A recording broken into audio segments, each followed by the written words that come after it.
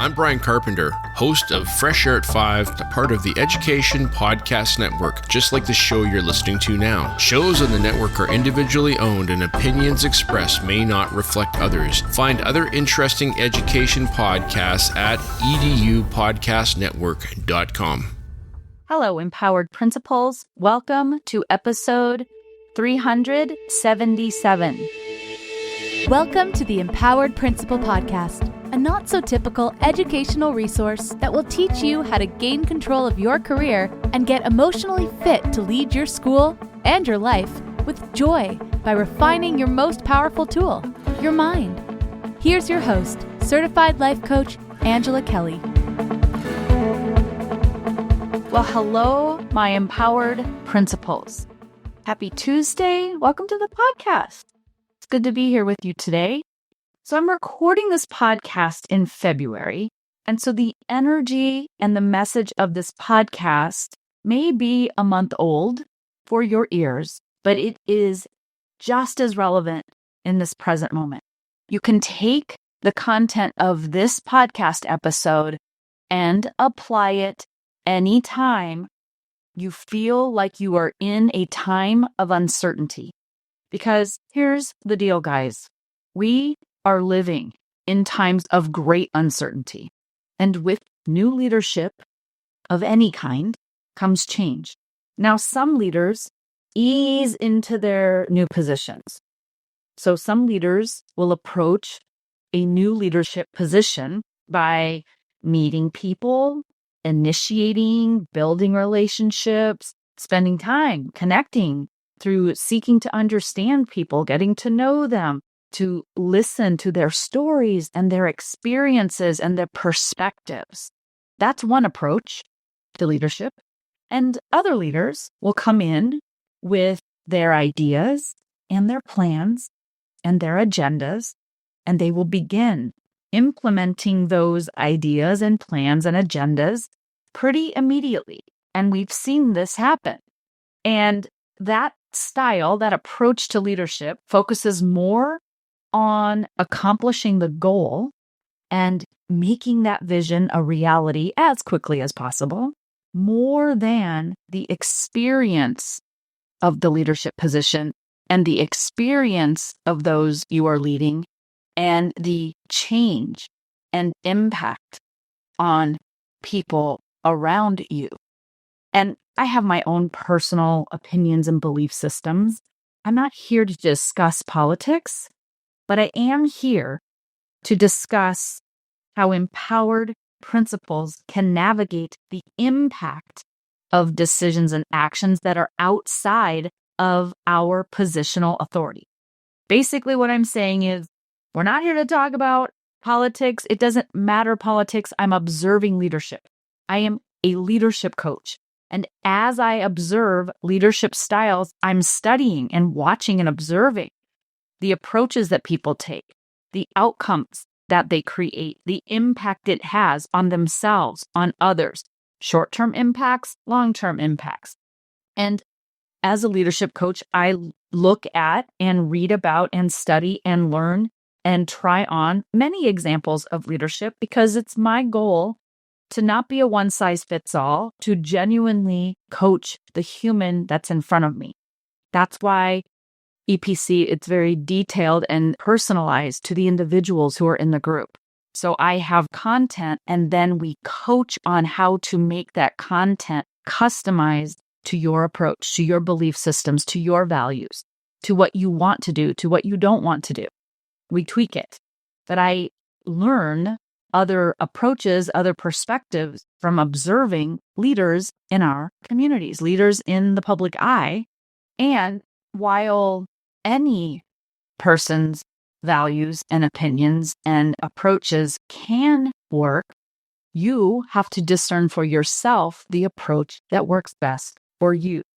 And at the core of what I'm observing, I will share with you my personal truths, what I believe to be true, what I believe to be impactful, insightful, and hopefully for you helpful.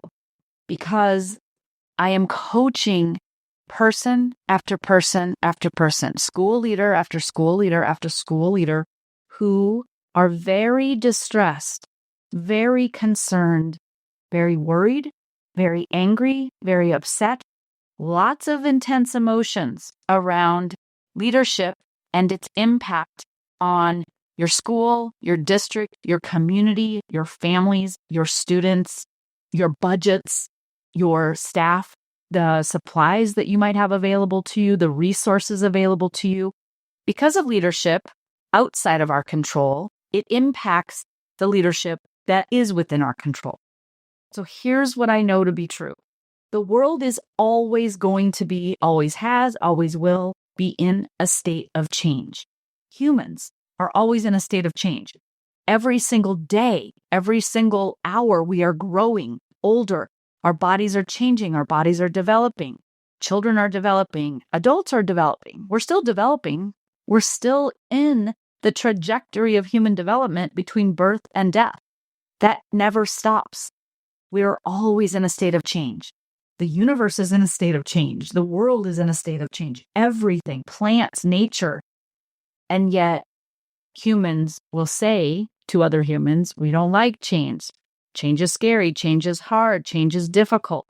I don't want change. I want to go back to what I know, back to what felt good, back to what was comfortable.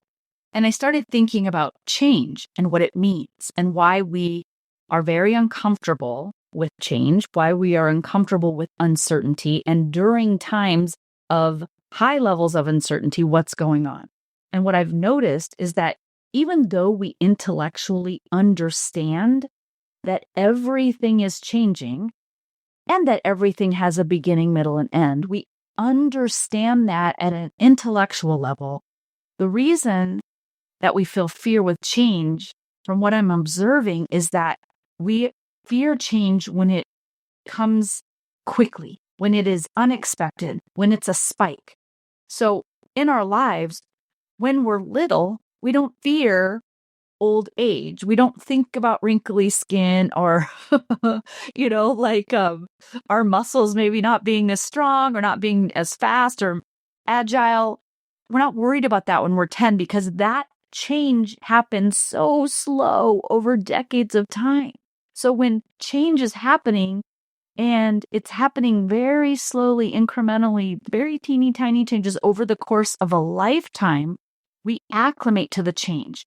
So when we know a change is coming and we have some time to step into it, to think about it, to figure out how we're going to address it and solve for it or adapt with it and flow with it, we feel less afraid of it. But when major change, spikes of change, and a lot of change in a lot of different areas of our lives, or a lot of different changes happening at once, like I think about superintendents who might come in right off the wagon and they come into the district and they're making all kinds of staffing changes, curriculum changes, programming changes, department changes. They're shifting this around, shifting that around, getting rid of this, getting rid of that.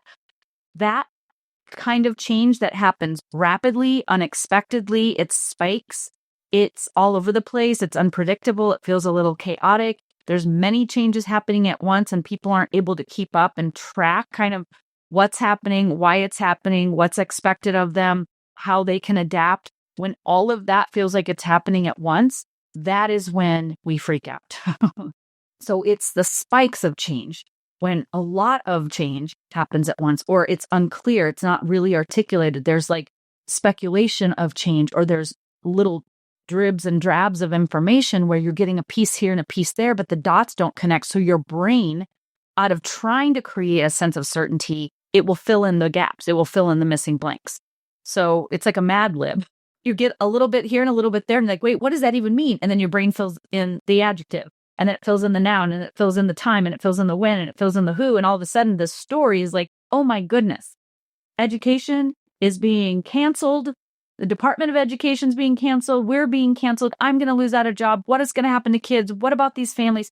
It feels very scary. It's very uncertain. And hey, I am not going to diminish or dismiss how painful it has been to coach principals who are losing children, who are losing families to immigration changes, to the culture changes in our nation's administration and the pain that school leaders, site and district leaders, I coach several district leaders, and the pain, they don't even feel in control.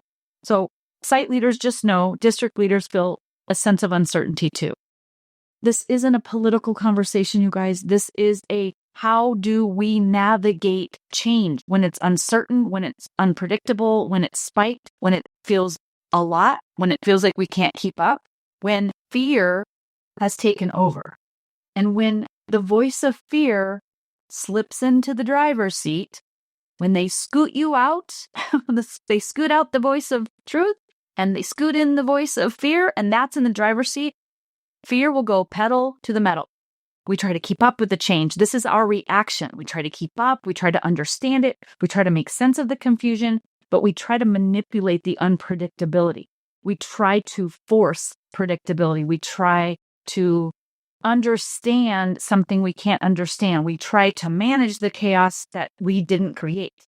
And we focus on all of the things outside of our control. We start reading the news or talking to people and what's going down, and our brain is trying to collect information to create a plan to protect and defend your existence, your career, your school, your staff members, your students. We're in fight or flight right now. We have intense amounts of unpredictability and uncertainty. So what do we do in these times? Focusing on the fear, consuming what worries you, dwelling on it, thinking about it, perseverating on it. It's only expanding the fear.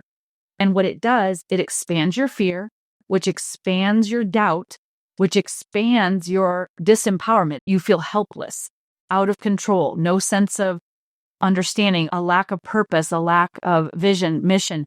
It feels like when fear is in the driver's seat, it drives you right into a bank of fog. And you have no control because you're not in the driver's seat. You can't slow down. You can't pull over. You can't redirect the car. You're just driving through the fog, not knowing if there's an obstacle in the way, if the road's going to turn, other traffic is coming. It feels so helpless. And people are desperate for certainty in their lives. If you are out there feeling an extreme sense of uncertainty, first I want you to know you're not alone.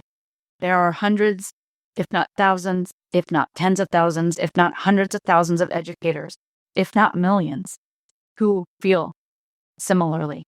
So on days when it doesn't feel like you can make sense of the world or understand your place in it or know what to do about it or feel like you're not doing enough, slowing your body down will slow down your nervous system, your breathing.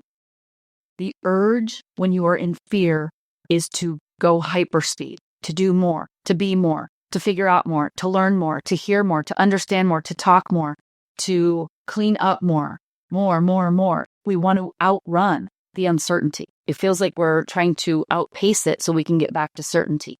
But that begets more uncertainty, more fear. And now we're fueling our lives, our careers, our experience, our days with fear. And I want you to think about that. Do you choose to be a school leader, a district leader who comes in every day to the office and makes decisions and takes actions out of fear, out of hopelessness, out of uncertainty? Do you lead people that way? Is that your preferred method? Does it feel good to you to be in that zone of leadership? Or would it feel better to believe that you have the ability to create certainty during uncertain times? We know the world is uncertain, but right now there has been a spike in uncertainty. And when there's a spike, we go into fight or flight. And so we're in the amygdala brain trying to figure out and trying to rationalize. That's not where rationalization happens. The response to uncertainty is to slow down. Slow down your physical body. Stop moving. Stop trying so hard. Slow down your body. Slow down your breath. Slow down your nervous system. Slowing down your body and your breathing will slow down your mind. Slowing it out of fight or flight and moving it back up into your prefrontal cortex. And then slowing down your mind will start to slow down your worries because you're able to go back into thinking rationally. Like, okay, now that I'm slow, now that I'm back in my mind, I've slowed my mind from chasing away and racing away. My worries, they're still there, but they're not pushing the pedal down to the floor. They're just sitting there. And I look at my worries and I say, what am I actually worried about in this moment?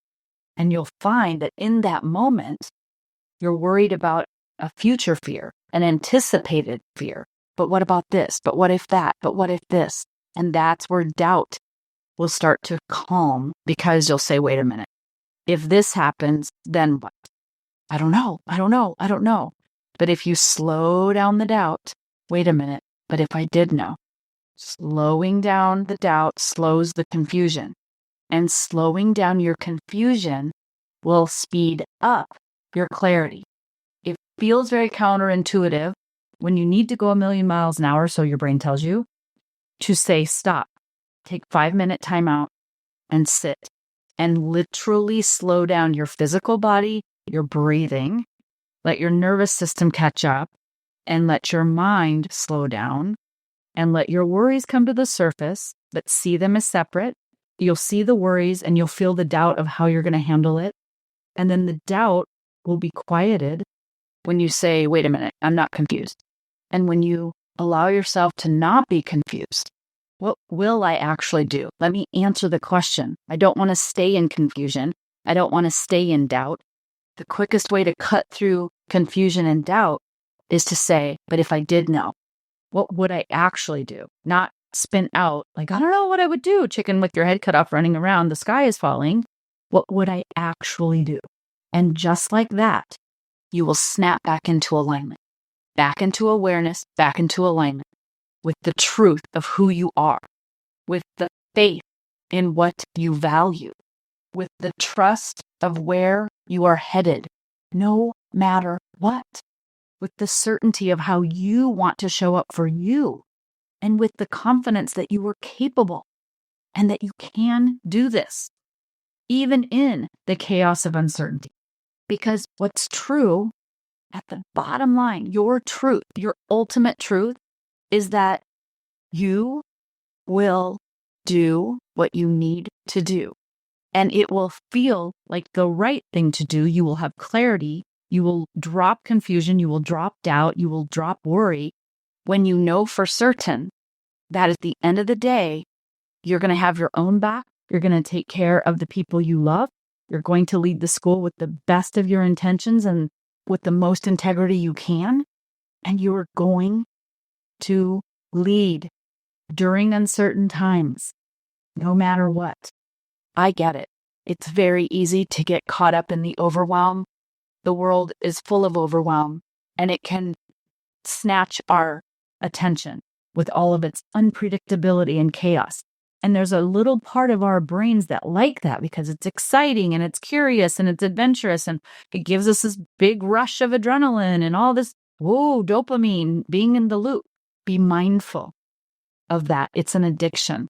And if it serves you well to be informed, that's different than getting caught up in having to know and being in a loop of being addicted to the adrenaline, the dopamine, all of the drama. So what's happening outside of you is out of your control.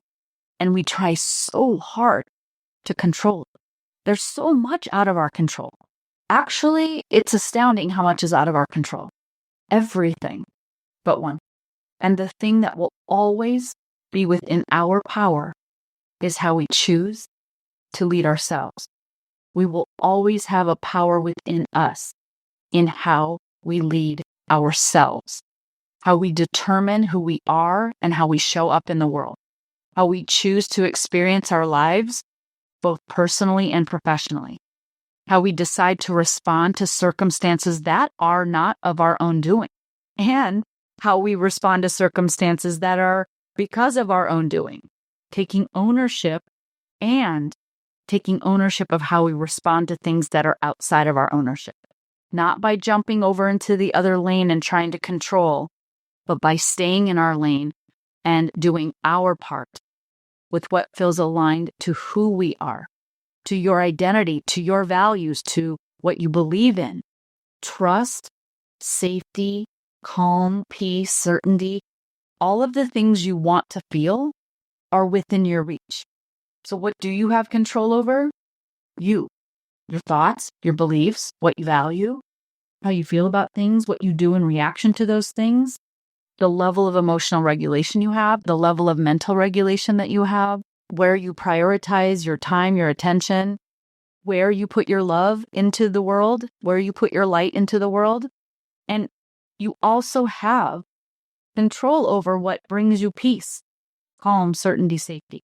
Because the things that you want in a time of uncertainty is to feel safe, is to feel certain, is to feel some calm, feel some peace, feel some balance. These are emotions that you want during times of uncertainty. We want to feel this way.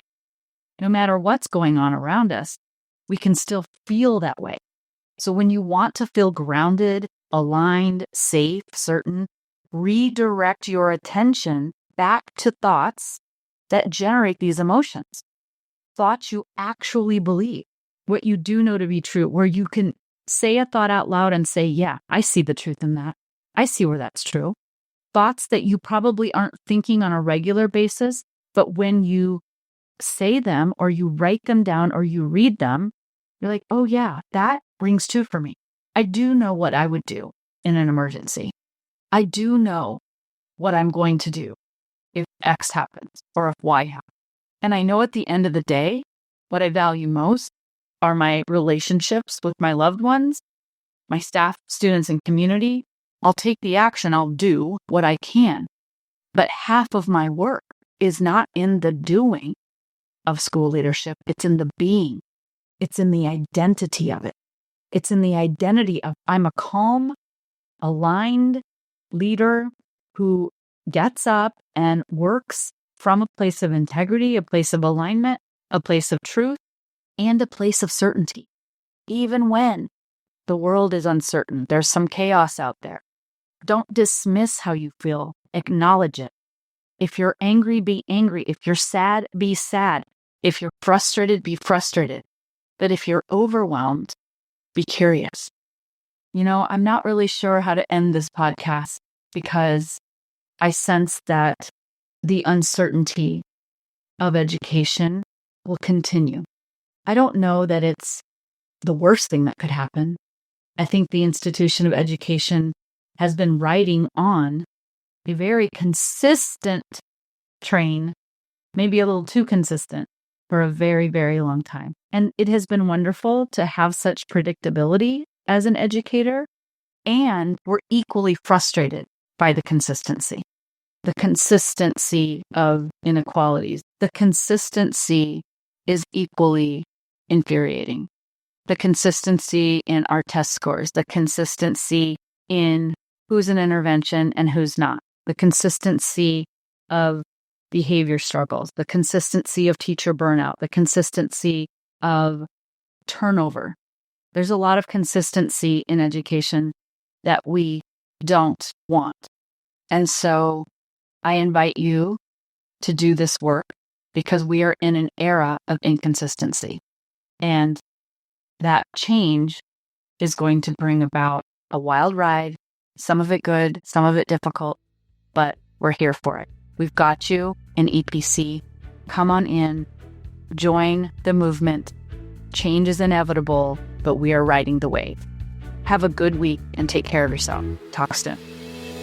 Thanks for listening to this episode of the Empowered Principal Podcast.